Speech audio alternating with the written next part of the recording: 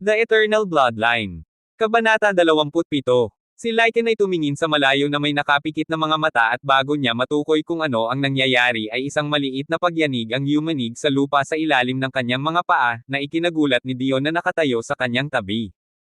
Ano ang so? Naputol ang kanyang tanong sa kalagitnaan nang biglang lumitaw ang mahigit 10 kulay-abong lobo na may 3 mata sa likod ng ilang palumpong at pumasok sa kanyang larangan. Walang tigil sa galit ang mga lobo na may taas na ilang metro. Duguan ang mga mata nila, tila may hinahanap. Nang makita ang Wolfpack na dumiretso sa kanila, nagkontrata ang mga mag-aaral ni Dion. Shit! Nagmura siya at nagsimulang tumakbo sa kabilang direksyon, ngunit huli na, tumingin sa direksyon nila ang isa sa mga lobo na may maitim na mga mata. Malakas na napaungol ang lobo na nagsasabi sa kanyang mga kasama tungkol sa kanilang presensya. Hindi man lang inisip ni Dion ang kanyang pagkakataong manalo.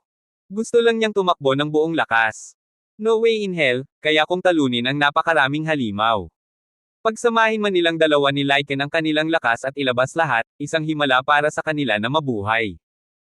Natigilan si Lycan nang makita ang mga lobo na sumusulpot sa kung saan, dumiretso sa kanyang kinalalagyan. Saglit na tulala ang isip niya bago tumingin sa kaliwa habang sinusubukang bamulong ng kung ano. Kuya! Nanlaki ang mata niya nang makitang umuurong si Dion na nakatingin sa kanya na parang tulala. Tumakbo! Nang marinig ang malakas na sigaw, nagngangalit si Lycan at nagsimulang tumakbo sa likod ni Dion. Mga demi-human silang uri ng pusa kaya naman mas mataas ang estado ng kanilang liksi kaysa sa anumang ordinaryong ranggo. Sa kabilang banda, ang galit na pinuno ng lobo na kamakailan lamang ay nawala ang kanyang mga treasured na prutas, napaungol na nakatingin sa kanyang target na tumatakbo palayo. No way in hell ay hahayaan niya ito. Sa isang malakas na ungol, ang pinuno ng lobo ay nagbigay ng utos sa kanyang mga tagasunod. Mamaya na natin mahahanap ang dumb bird na yan, hulihin mo yung mga pasang yan para mailabas ko ang galit ko. Matapos marinig ang utos ng pinuno, ang lahat ng kalapit na lobo ay nagsimulang tumakbo ng buong bilis, sumusunod sa likod ng kaawa-awang duo ng mga demi-human na tumatakbo habang nasa linya ang kanilang buhay. At ganoon na nga lang hinabol ng mga lobo ang duo para alam ng Diyos kung ilang oras. Habang tumatakbo ay halos maluha-luha si Lycan, ngunit napigilan niya ang gana matapos makitang hindi siya nag-iisa. Damn! Kung mamamatay ako, hindi ako mamamatay mag-isa. Kasabay nito, higit sa 10 kilometro ang layo mula sa lokasyon ng lobo. Si Kyle ay tumatakbo patungo sa pinakamalapit na Black Cross Mark.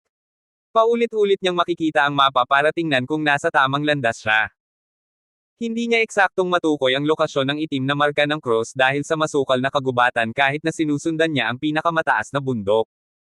Matapos tumakbo ng isa pang 10 minuto, huminto ang mga paa ni Kyle nang makita ang isang malaking itim na puno sa di kalayuan. Ang puno ay ganap na itim na may bahagyang curvy na mga dahon, ito ay nagbibigay ng isang nagbabala na pakiramdam. Mayroon ding malaking pabilog na puwang sa gitna ng puno ng kahoy. Ang mga puno at damo na nakapalibot sa itim na puno ay tila nalanta, nag-iwan ng walang laman na maliit na lupa sa paligid ng itim na puno. Nakarinig ng kakaibang tunog, pinaikit ni Kyle ang kanyang mga mata na sinusubukang makita ang loob ng malaking puwang, ngunit dahil madilim ang puwang, wala siyang makita. Nakangiti niyang inilagay ang mapa sa loob ng storage ring. Ngayon ay ganap na nakatitiyak si Kyle na ang mapa ay ganap na tama. Pagkatapos, tumingin si Kyle kay Bia na lumilipad ng ilang metro sa ibabaw ng ulo niya. May binulong siya bago nagsalita sa loob ng ulo niya. Bia, go check kung ano ang nasa loob ng puno. Sinaman ng tingin ni Bia si Kyle, ngunit lumipad pa rin patungo sa gap, naroroon sa loob ng puno para tingnan ang loob, ngunit hindi siya makakita ng malinaw. Bigla siyang nakakita ng maliliit na kislap sa loob ng butas, dahilan para itinaas niya ang kanyang mga kilay. Ang espasyo sa loob ng butas ay naiilaw ng isang segundo dahil sa mga spark na iyon. Nakikita ko ang 3 6-legged thunder spiders. Tinawag sila ni Bia na Thunder Spider at ipinaliwanag kay Kyle na sila ay may kaugnayan sa Thunder, na nagbibigay sa mga spider na iyon ng libreng autoridad na manipulahin ang nasabing natural na elemento ng madali hanggat mayroon silang sapat na mana sa loob ng kanilang katawan. Simpleng sagot lang ni Kyle na dahil unang beses niyang narinig ang mga ganitong klaseng halimaw. Matapos makapasok sa tore ay nakatagpo lamang siya ng mga halimaw na tipong lobo, kaya ngayon nabalitaan niya ang tungkol sa ibang uri ng halimaw ay naisip niyang baka ang dating lugar ay pag-aari ng mga lobo. Sa totoo lang, wala siyang pakialam kung anong mga halimaw ang mga ito basta't binigyan siya ng mga ito ng mga benepisyo. Nakatingin kay Bea ng seryosong tanong ulit ni Kyle. Mayroon pa bang ibang bagay sa loob tulad ng ilang mahahalagang kayamanan? At saka, ano ang kanilang ranggo? Isinara ni Bea ng kaunti ang distansya sa pagitan ng butas at matapos tingnan ng mabuti, bumalik siya kay Kyle na may nalilitong ekspresyon. Hindi. Wala akong nakitang iba, walang laman ang butas. Mayroon lamang isa na. F-negative rank na gagamba at dalawa, E-negative, rango na gagamba, lahat sila ay kakaibang nagkakamot sa panloob na bahagi ng track ng puno. Ngunit may kakaiba dahil ayon sa aking alaala ang mga Thunder Spider ay nananatili lamang sa kabundukan. Anong ginagawa nila dito? Pakinggan ni Kyle ang paliwanag ni Bea kung tatlo lang sila tapos madali niya itong kakayanin dahil nakalusot lang siya sa negative E-rank at tumaas ang stats niya. Stats. Pangalan, Kyle. Bloodline, Celestial, nakalock. Rango, E-negative. Lakas, E. Mana, E-negative. Lixie, plus of. Talento, double S rank, pinigilan. Swerte, A. Kasanayan. Kyle gazed at his stats from the corner of his eyes, nangangati siyang magkaroon ng exciting na laban. Isa pa, ito ang magiging unang laban niya sa isang halimaw na tipong affinity. Hindi niya sigurado kung ano ang mangyayari ngunit may tiwala si Kyle sa kanyang sarili. Sa huli, kung talagang naranasan niya ang isang kabiguan ay ibababa niya ang kanyang ego at makiusap kay Bea na tulungan siya. Saglit na nagmumuni-muni at nag-iisip tungkol sa lahat ng mga senaryo sa hinaharap, kinuha ni Kyle ang isang batong kasing laki ng palad mula sa malapit. Binalutan ng mana ang bato diretso niyang itinapon ito sa loob ng butas ng puno ng lakas. Ang bato ay tumama sa panloob na bahagi ng puno ng may katumpakan. Sira. Isang malakas na hiyawan ang bumalik sa loob ng puno bago gumapang ang tatlong itim na Thunder Spider mula sa puwang, na galit na hinahanap ang umatake. Napatingin si Kyle sa itsura nila at medyo nagulat. Ang mga gagamba ay may second parang butil na pulang mata sa gitna ng kanilang bilog na ulo, sa likod ng ulo ay mayroon silang hugis ovule na mga katawan na may anim na mahahabang matulis na binti. May mga kumikislap din na kumikidlat na tumetalon sa kanilang ibabang paa kaya napatingin sa kanila si Kyle. Deserving sila sa pangalang Thunder Spiders. Ang tatlong Thunder Spider na kakakroll lang palabas ay galit na tumingin sa paligid, habang sila ay lumilingon sa paligid, ang isa sa kanila ay nakakita ng nag-iisang figure na nakatayo sa tapat nila. Gumala ang pilak na sulok ng itim na buhok ni Kyle. Isa pa, kasabay ng kanyang seryosong mukha na walang ekspresyon ay mukha siyang nakakatakot. Mahigpit niyang hinawakan ang kanyang espada at nagsimulang tumakbo patungo sa pinakamalapit na gagamba na plus of rank. Whoosh! Malakas na tumili ang gagamba na nakatingin sa papalapit na figure ni Kyle at lahat ng tatlong pares ng mga mata ay nahulog kay Kyle. Sira! Sa totoo lang, medyo kinabahan si Kyle pero gusto pa rin niyang subukan kung gaano siya nag-improve pagkatapos mag-practice araw at gabi. Ang dalawa pang gagamba ay nagmamadaling gumapang patungo sa kanya, ang isa sa negative E-rank na gagamba ay biglang bumukas ang kanyang bibig at bumaril ng isang pana na puro kulog patungo kay Kyle. Bahagyang nanlaki ang mga mata ni Kyle nang makita ang palaso, tumalon siya sa gilid, bahagya niyang iniiwasan ang palaso. Ang palaso ay tumama sa lupa, na bumubuo ng isang maliit na butas sa lupa. Tumindig ang balahibo ni Kyle nang makita ang pagkawasak ng signal attack. Ano ba? Bago pa siya makapagmura ng maayos ay sumulpot sa kanyang harapan ang tatlong gagamba, isa lang ang nasa isip niya. Masyadong mabilis ang mga gagamba. Nagmamadaling tumabi si Kyle sa pag-iwas sa matulis na binti ng isa sa mga gagamba. Inihagis niya ang dalawang bolang apoy sa isa sa mga gagamba bago inatake ang pinakamababang ranggo na gagamba gamit ang kanyang espada. Whoosh! Laking gulat niya nang gumawa ang gagamba ng X-shape shield na may mga front legs para sa depensa ngunit direktang tinaga ng espada ni Kyle ang magkabilang front legs ng spider, dahilan para mapasigaw ito sa takot. Sira! Ang dalawa pang gagamba na nakakita ng kanilang kasamahan na nasugatan ay tumingin kay Kyle na may galit. Ang laki ng langgam ay nangangahas na maging masungit sa harap nila. Nang makitang hindi dumarating kay Kyle ang kanilang mga pag-atake, bumukas ang bibig ng dalawa ng negative E-rank spider at nagsimulang bumubula ng mga kulog na araw ng sunod-sunod. Si Kyle ay nagpupumilit na umiwas ngunit ang liksi ng mga gagamba ay masyadong mataas kaya naman ay isasara na nila ang distansya sa loob lamang ng ilang segundo. Matapos makitang umatras ang sugatang gagamba patungo sa puno, kumikinang ang mga mata ni Kyle. Hindi ko na ito maibabalik sa loob. Naiwas niya ang isa pang Thunder Arrow bago naghagis ng dalawang bolang apoy sa negative E-rank Spider, parehong umatras ang mga gagamba na umiwas sa apoy. Sinamantala ni Kyle ang pagkakataong ito, nagmamadaling pumunta si Kyle sa nasugatan na gagamba at iniwagayway ang kanyang espada patayo, malakas na tumili ang gagamba nang lumitaw ang malaking sugat sa likod nito. Bahagyang kumaibot ang katawan nito bago bumagsak sa lupa sa mahinang kalabog. Ang iba pang dalawang gagamba ay nagngangalit matapos makita ang kanilang kasamahan na namatay, nang walang pakialam sa mga kahihinatnan na kanilang ginawa patungo kay Kyle. Mula sa katawan ng patay na gagamba ay pumasok ang maliliit na puting particle sa katawan ni Kyle na nagpapaginhawa sa kanya.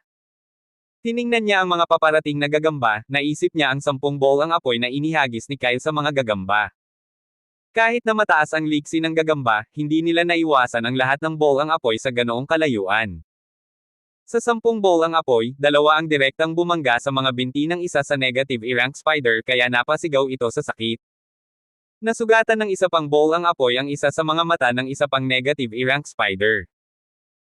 Masyadong malapit ang mga gagamba kay Kyle, sinamantala ang kanilang distraction ay ginamit niya ang kanyang signature move na Eliminate, at direktang pinasok ang kanyang espada sa loob ng bungo ng isa sa mga gagamba bago inatake ang isa gamit ang Fireball. Bahagyang humihingal na naglakad si Kyle patungo sa huling buhay na gagamba, galit na ginagalaw ng gagamba ang kanyang nasunog na mga binti habang nakatingin kay Kyle na may dugong mga mata. Bakas din ng takot sa mga mata nito nang tumingin ito sa espadang hawak ni Kyle. Sa kabilang banda, pagkatapos na lapitan ang gagamba ay direktang pinasok ni Kyle ang espada sa gitna ng tiyan ng gagamba. Pinapatay agad. Hu! Sa mabibigat na paghinga, nakangiting tumingin si Kyle kay Bia. Kumusta ang performance ko? Tinitigan ni Bia ang katawan ng patay na gagamba at mataimtim na tumango. Isinasaalang-alang na ito ang iyong unang pagkakataon na makipaglaban sa isang halimaw na may kaugnayan ay hindi mo ginawang masama. Kaya 10/5 points. Ha. Natawa si Kyle sa mga binigay na numero sa kanya ni Bia. Umiling siya at tiningnan ang mga puting particle na naglalabas mula sa huling dalawang bangkay ngunit sa hindi malamang dahilan, hindi ito nakapasok sa katawan ni Kyle.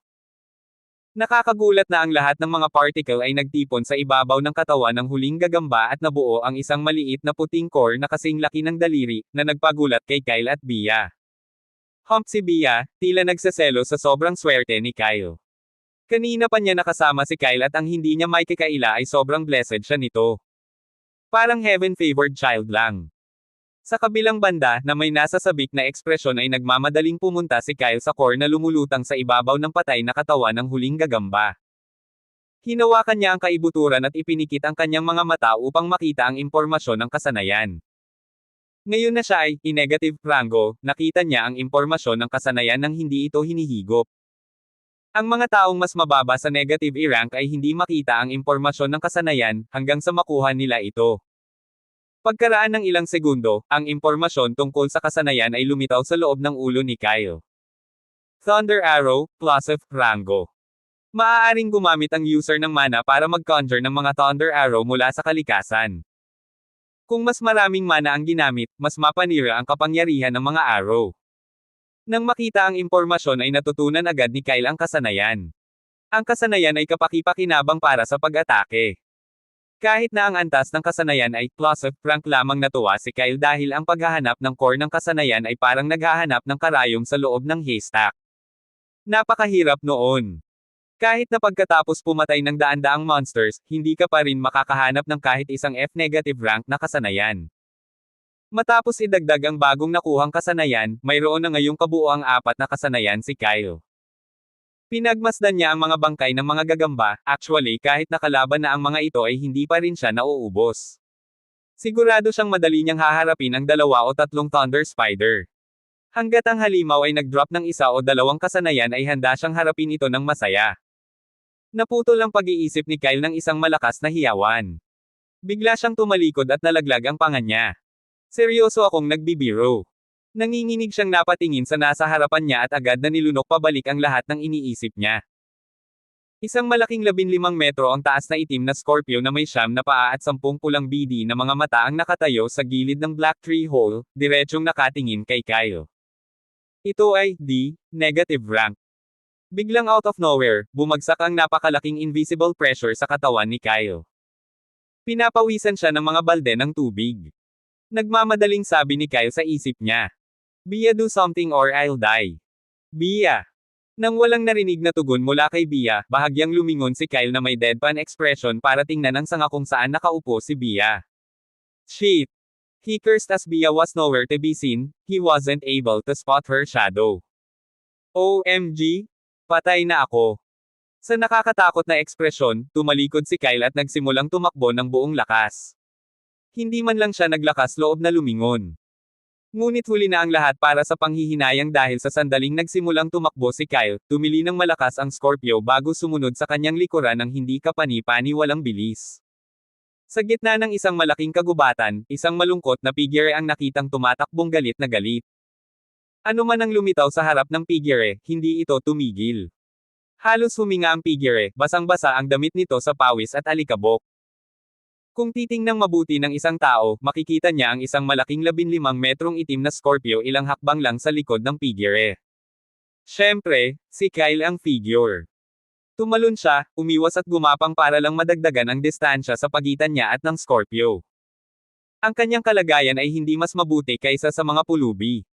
Sa kasamaang palad, kahit anong pilit ni Kyle, hindi niya nagawang iwaksi ang Scorpio na hellbent sa pagsunod sa kanya. Hindi niya akalain na makakasalubong niya ang isang high-rank monster sa unang araw niya sa loob ng tower. Gayon din, nang makita ang ranggo ng Scorpio, sigurado si Kyle na isa ito sa unang palapag na boss monster. Ayon sa impormasyong ibinigay ng Academy sa mga estudyante bago sila pumasok sa tower, ang boss monsters ay mga high-rank monster sa loob ng unang ilang palapag. Isa sa mga paraan para umakyat sa matataas na palapag ng tower ay ang hanapin at talunin ang mga boss monsters na ito. Ngunit alam ni Kyle ang kanyang mga kakayahan, halos hindi niya hinawakan ang negative i-rank ngayon. Walang paraan na siya ay maging sobrang kumpiyansa at labanan ng Scorpio ng direkta pagkatapos malaman na ito ay isang buong ranggo sa itaas niya. Ayon sa mga pagtatansya ni Kyle sa ngayon ay walang sapat na kakayahan upang talunin ang Scorpio sa loob ng unang palapag. Habang tumatakbo ay walang tigil ang pagmumura ni Kyle.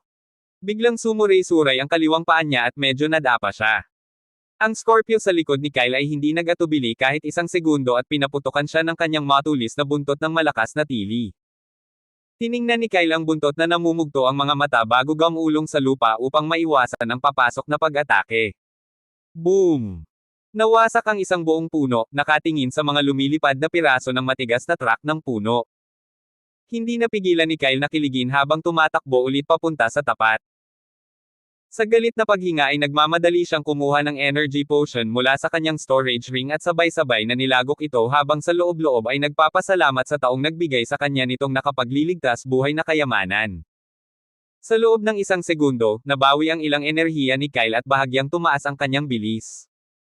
Kaagad pagkatapos ay gumawa siya ng 3 pana ng kulog at inihagis ang mga ito pabalik ng walang tigil. Nang makitang muli ang sarili na sumuray-suray alam ni Kyle na hindi siya magtatagal kung wala siyang gagawin. Bia, ang kulit mo. Nasaan ka na? Kung hindi mo ako tinulungan ngayon, ipagluluto kita ngayong gabi para sa hapunan. Sa hindi kalayuan sa kinaroroonan ni Kyle, nakaupo sa isang sanga ng puno si Bia ay tiningnan ni Bia ang sitwasyon ng may mga mata. Tumigil ka sa pagmumura sa akin, hindi ko matatalo ang bagay na ito. At saka, hindi ko kasalanan. Sinabi ko na sa iyo na may kakaiba nang makita ko ang mga gagamba ng kulog ng bundok sa loob ng puno. Sa tingin ko ang mga gagamba na iyon ay ang pagkain ng Scorpio. Nagnikaw ka ng pagkain kaya galit ang itim na Scorpio. Kinagat ni Kyle ang kanyang mga ngipin at muling ibinato ang 3 Thunder Arrow pabalik. Mapalad na ang Scorpio ay hindi nagtataglay ng anumang agility type na kasanayan o siya ay napahamak ng ngunit kahit na pagkatapos nito, ang likas na liksi ng Scorpio ay hindi masyadong mahina. Just stay alive for a few more minutes, first time ko lang kaya ang tagal makaipon ng maraming mana. Gagamitin ko ang isa sa aking mga kakayahan upang maakit ang atensyon nito, siguraduhing tumakbo sa kabilang direksyon. Bia malakas na boses ang umalangaw-ngaw sa loob ng ulo ni Kyle. Mabilis siyang tumango na naunawaan ang ginagawa nito. Sa totoo lang, nagsulat na si Kyle ng mental note para bugbugin si Bea pagkatapos niyang maalis ang Scorpio. Siya ay masyadong hindi mapagkakatiwalaan. Malakas na tumili ang Scorpio bago tumalon at muling inatake si Kyle gamit ang matulis na buntot. Nakahanda na si Kyle, umiwas siya sa kaliwa. Isa pang puno ang naputol dahil sa Scorpio. Free Weapon Sigma Bell. CEM. Sa kabilang banda, nagsimulang lumipad si Bea at dumating sa ibabaw ng ulo ng Scorpio. Huminga siya ng malalim at ikinumpas ang kanyang mga pakpak. Isang malaking halaga ng mana na natipon sa ilalim ng kanyang mga pakpak ang nabuo at dalawang malalaking gintong bowl ang apoy ang lumitaw sa himpapawid. Gamit ang isa pang flap, ibinato niya ang parehong mga bowl ang apoy sa Scorpio. Ang mga bowl ang apoy ay direktang bumangga sa itaas na layer ng balat ng Scorpio, ngunit ang pag-atake ni Bea ay bahagyang knuckle mo lamang sa Scorpio, na naging sanhi ng kanyang pagkatulala. Ano ba? Masyadong matigas ang balat nito. Napatingin si Scorpio kay Bea at sumirit ng malakas, ngunit nang makitang lumilipad na ito, lumingon ang Scorpio nang hindi man lang naghintay ng isang segundo at nagsimulang sumunod ulit sa likod ni Kyle. Tiningnan ni Bea ang Scorpio retreating figure at nakasimangot. Kyle, hindi gumagana ang atake ko, hindi rin sumusunod sa likod ko. Mukhang may katalinuhan ang Scorpio. Pinagpawisan na si Kyle, alam niyang hindi ganoon kalakas si Bea. Kahit na siya ay isang phoenix, sa huli ay napisa lang siya noong isang buwan. Naglabas siya ng isa pang energy potion at pagkainom nito ay lumikha pa si Kyle ng 7 bowl ang apoy at itinapon iyon paatros, ngunit naiwasan ng Scorpio ang kalahati nito at ang tumama sa balat nito ay hindi man lang nasugatan. Habang nag-iisip si Kyle kung ano ang gagawin ay biglang may narinig siyang mga alulong na nagmumula sa kaliwa niya. Nagningning ang mga mata ni Kyle, nagmamadali siyang nagpalit ng direksyon at nagsimulang tumakbo patungo sa mga tunog. Samantala, sina Dion at Lycan ay parehong tumatakbo patungo sa hilaga.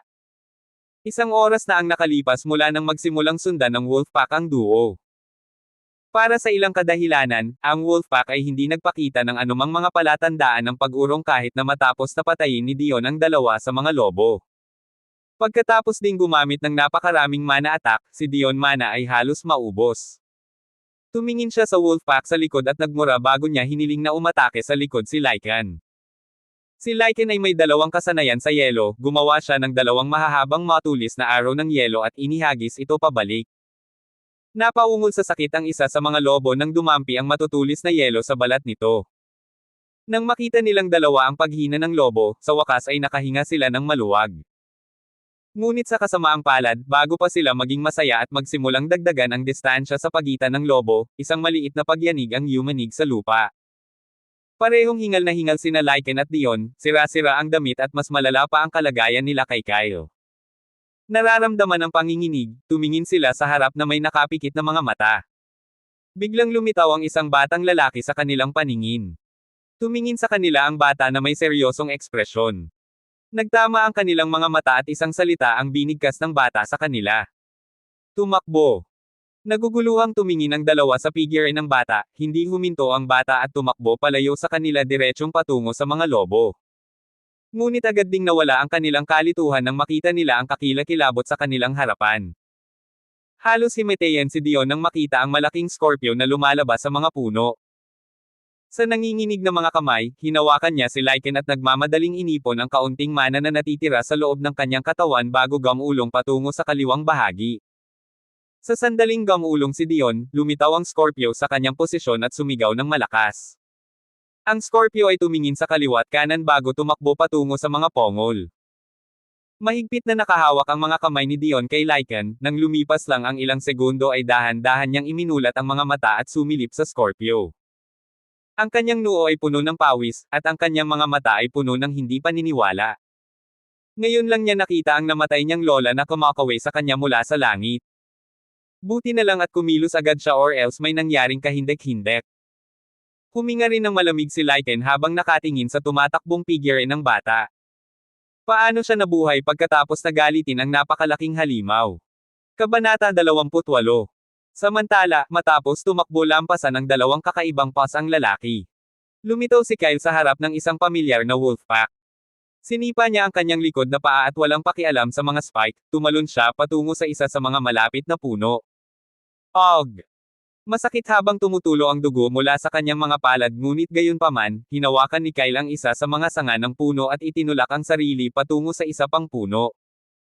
Napaungol ang lobo kay Kyle ngunit bago pa sila makaatake, lumitaw ang malaking Scorpio at inatake ang isa sa mga lobo. Lahat ng lobo ay tumingin sa Scorpio na may katakutin, nagmamadali silang umatras ngunit dahil napakaraming lobo sa Scorpio Way, sinimulan nitong salakayin ang mga lobo. Habang inatake ng Scorpio ang lobo, hindi tumigil sa pagtakbo si Kyle. Naririnig niya ang mga tunog ng labanan sa likuran niya ngunit alam ni Kyle na hindi niya sasayangin ang kanyang pagkakataong makatakas. Makalipas lang ang mahigit isang oras na pagtakbo at pagtiyak na walang tao sa likod niya ay huminto si Kyle. Tumingin siya sa langit at bumaantong hininga. Ang mga madilim na ulap ay nagtitipon, na nagpapahiwatig ng pagtatapos ng araw. Sobrang nakakapagod na araw, matapos isipin ang lahat ng nararanasan niya ngayon ay tumawa si Kyle. Never sa panaginip niya, naisip niyang makaranas ng life and death battle. Isa pa, nang makita ang kanyang sarili na bumubuti ng husto ay nakaramdam siya ng kakaiba. Matapos magsindi ng maliit na apoy kasama ang mana ay umupo si Kyle sa tabi ng isang puno upang magpahinga, lumipad din si Bia patungo sa kanya na may guilt expression. Medyo galit na tinignan siya ni Kyle pero bumaantong hininga ulit siya. Ayon kay Bia, marami nga siyang alam na kakayahan dahil sa mga alaalang iniwan ng Phoenix ngunit hindi niya ito magagamit kaagad. Kakailanganin siya ng ilang oras upang makabisado ang mga kasanayang iyon. Anyway, sa huli ay ilang buwan pa lang siya. Tulad ng isang bagong silang na bata, kailangan niyang matuto ng maraming bagay. Naglabas ng 2 prutas ng mana na ninakaw niya mula sa mga lobo, inihagis ni Kyle ang isa kay Bia at sinimulang kainin ang isa pa. Sa sandaling kinagat ni Kyle ang gintong mana na prutas ay bumulwak ang napakalaking mana sa loob ng kanyang katawan na parang dam at sa loob ng ilang segundo ay nabawi ang lahat ng kanyang naubos na mana.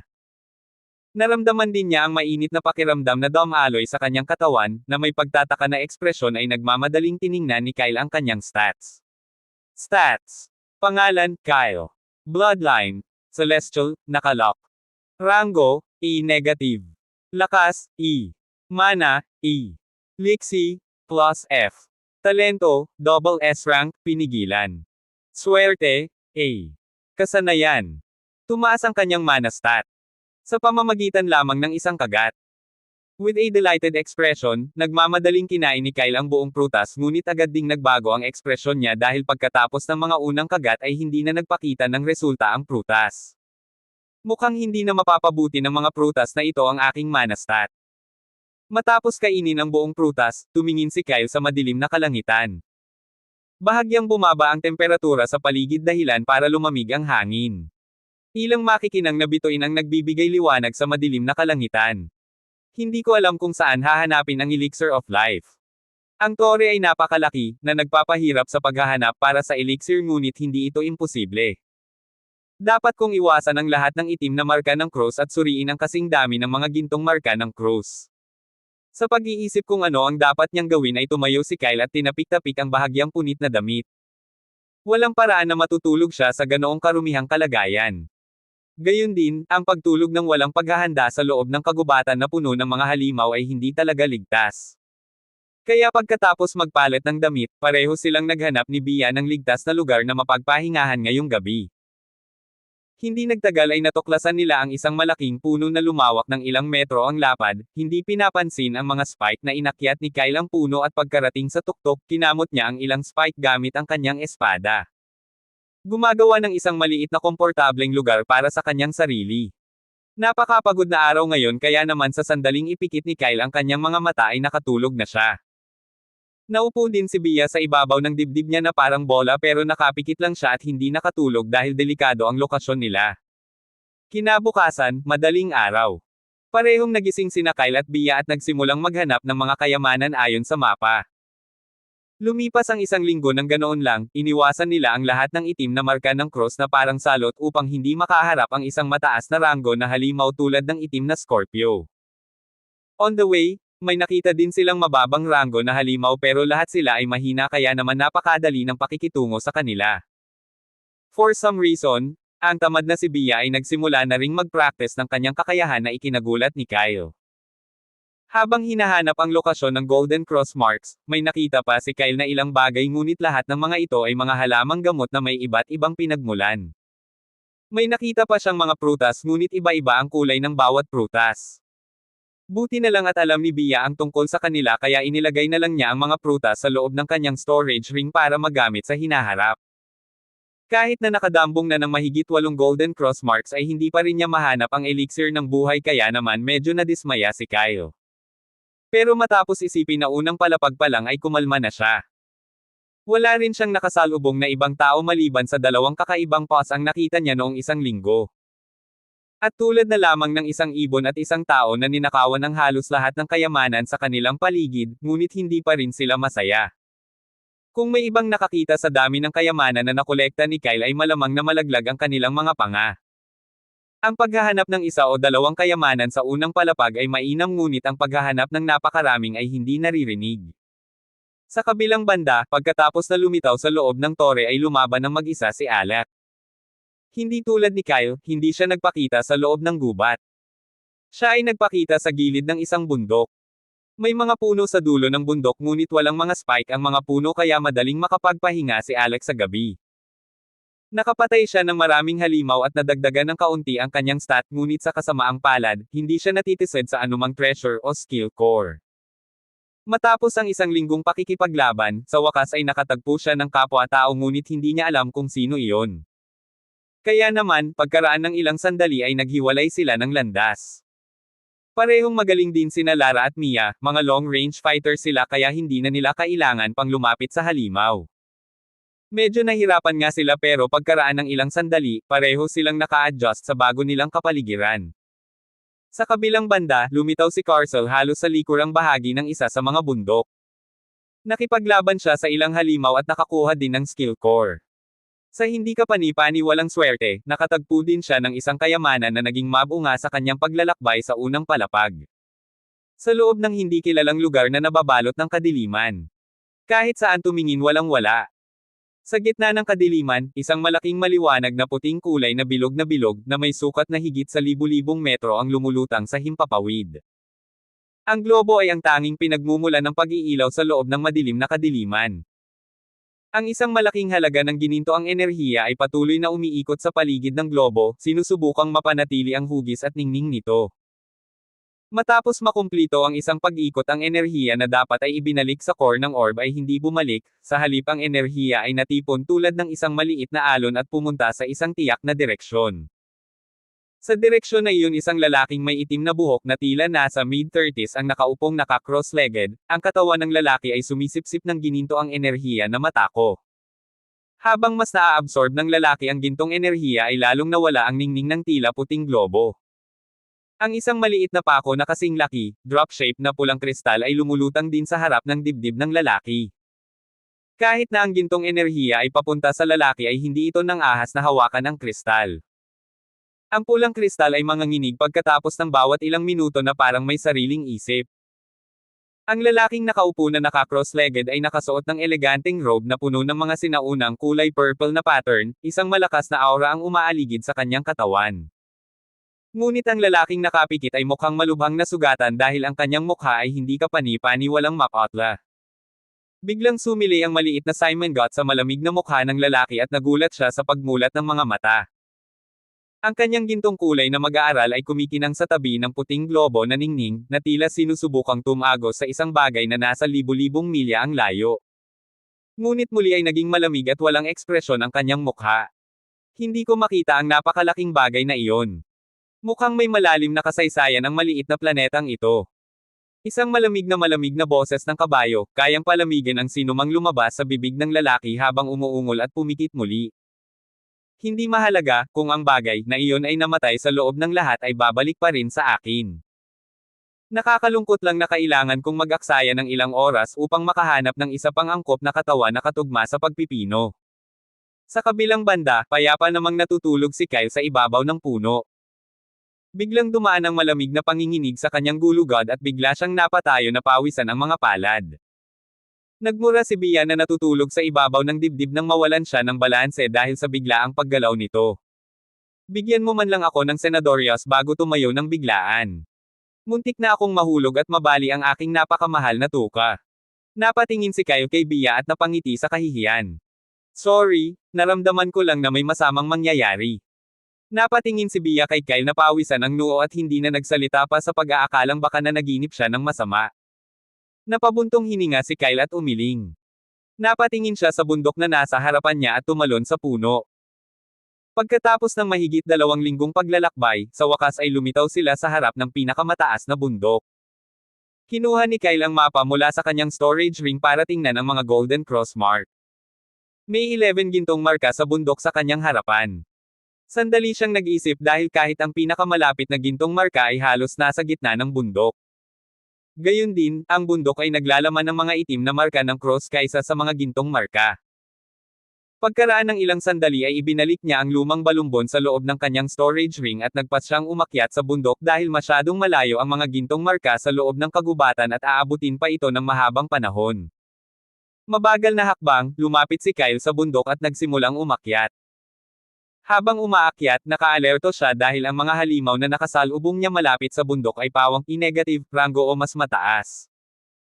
Nakita rin ni Kyle ang isang kuyog ng E-rank beast monster sa daan pero buti na lang at abala ang lahat ng mga bubuyog sa pagsubo sa bangkay ng ilang halimaw kaya naman hindi nila pinansin ang presensya nito. Nakasunod din si Bea sa likod niya pero imbes na maupo siya sa ulo niya ay lumilipad siya dahil pinakiusapan siya ni Kyle na bantayan ang paligid at ipaalam kung may panganib sa kanilang paligid. Bigla niyang napansin ang ilang kaguluhan sa hilagang bahagi ng bundok. Kyle, may nangyayari sa north side, may nakikita akong mga taong nagkukumpulan sa isang kakaibang sinaunang mukhang kuweba. Matapos marinig si Bea, tumigil si Kyle sa kanyang paglalakad at tumingin kay Bea. Gaano sila kalayo? Hindi gaanong 5 kilometro sa hilaga. Tumango si Kyle at kinuha ang mapa, wala namang cross mark papunta sa lugar na tinutukoy ni Bea. Wala sa mapa, walang black mark, walang golden mark kaya bakit sila nagtitipon doon? Nag-isip sandali, nagpasya siyang pumunta sa hilaga.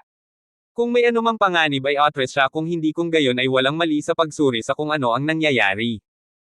Matapos ang kalahating oras na pagtakbo ay sumulpot si Kyle sa lugar na binanggit ni Bea. Tiningnan niya ang sitwasyon mula sa ilang metrong distansya. May kakaibang kuweba sa harapan niya, mukhang gawa ng tao ang kuweba dahil bilog ito.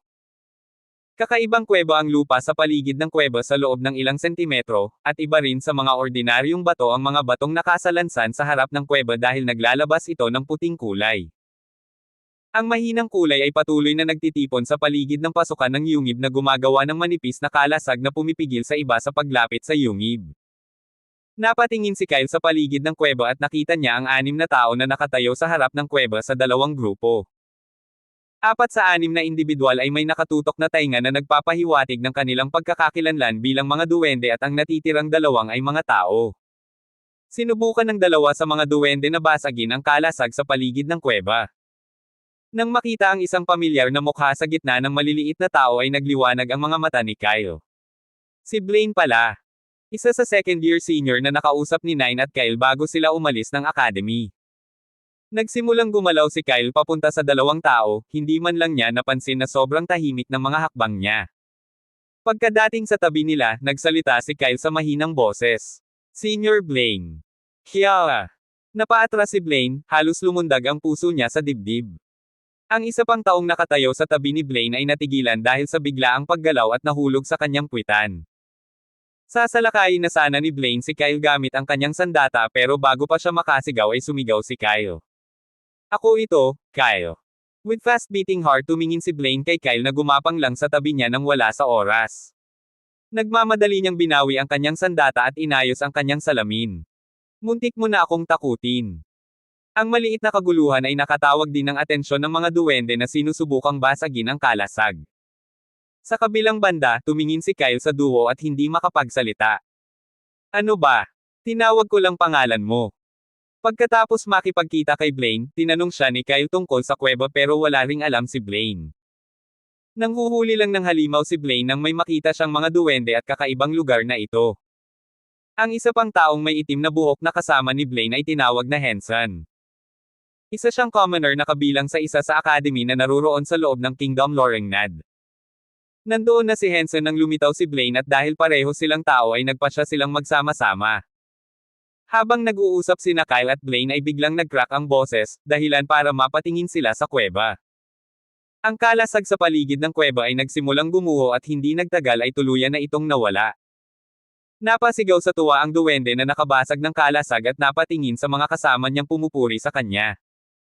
Nagtipon-tipon ang lahat ng duwende at hindi man lang lumilingon kay Kyle at sa dalawa pang tao, pumasok sila sa kuweba. Matapos mawala ang mga duwende sa loob ng kuweba, nagkatinginan si Kyle at ang iba pa at pumasok na rin sa kuweba. Si Bia na lumilipad sa itaas ng lahat sa buong oras ay pumunta kay Kyle, dahan-dahang umupo sa kanyang ulo. Medyo nagulat si Hansen nang makita si Bia, pero hindi siya umimik. Naglakad silang tatlo ng halos 15 minuto, ang loob ng kuweba ay madilim na may puting kulay na nagmumula sa kumpol ng mga hindi pantay na bato na nakakalat sa paligid ng kuweba. Habang naglalakad ay wala silang nakasalubong. Ngunit pagkatapos ng 10 minuto, lumitaw sila sa loob ng isang malaking bakanteng lugar. Siyam na magkakaibang tunnel na katulad ng kuwebang pinasok nila ay naroroon sa isang hilera sa dulo ng bukas na lugar. Wala na ang mga duwende dahil maliban kina Kyle, Blaine at Hansen ay walang naroroon sa loob ng open area. Isa pa, walang nakakaalam kung ano ang nasa likod ng mga lagusan kaya naman napatingin si Kyle sa duo na nakatayo sa tabi niya at nagbigay ng opinyon. Sabay na tayo. Tumingin sina Blaine at Hansen sa mga lagusan ngunit pagkatapos ng isang segundo, sinabi ni Hansen na dapat silang pumunta ng mag-isa dahil masakit kung may mahahanap silang mahalagang bagay at kailangang hatiin ito ng pantay. Nagtaas ng kilay si Kyle pero tumingin siya kay Blaine na tila naghihintay ng sagot niya. Sa tingin ko rin dapat tayong pumili ng lagusan at pumunta ng mag-isa. Hindi umimik si Kyle at nagsimula na lang maglakad papunta sa isa sa mga lagusan sa gilid. Pumili si Hansen at pumunta sa gitnang lagusan habang si Blaine ay pumasok sa tunnel na nasa kanang sulok. Sa pagpasok ni Kyle sa lagusan ay pakiramdam niya ay dumaan lang siya sa isang kurtina ng mainit na tubig. Sa hindi malamang dahilan, nabuhayan siya ng loob matapos dumampi sa kanyang balat ang hindi nakikitang kurtina. Agad namang tumalikod si Kyle para hawakan ulit ang kurtina pero laking gulat niya nang may maliit na puting pader sa likod niya. May ideya na siya kung ano ang nangyayari but still, Kyle punched the wall with 20% of his strength. Bam! Ilang sandali pa ay may nabuong ripple sa loob ng dingding ngunit hindi ito nabasag tulad ng iniisip ni Kyle. Napabuntong hininga, tumalikod siya at nagsimulang maglakad patungo sa kabilang dulo ng lagusan. Pagkatapos ng 2 minutong paglalakad ay nagpakita si Kyle sa loob ng isa pang open area. Ngunit sa pagkakataong ito ay walang mga lagusan, tanging isang malaking pool sa gitna ng lugar. Napatingin si Kyle sa kalmadong pool na nanlilisik ang mga mata dahil sa gitna ng pool, isang may kintab na libro ang lumulutang sa hangin. Matapos makita ang libro, nagsimula siyang maglakad papunta dito ngunit nang makita niya ang nasa loob ng pool ay tumalon si Kyle paatras na may nakakakilabot na ekspresyon. Sa mabagal na hakbang, naglakad pabalik si Kyle patungo sa pool.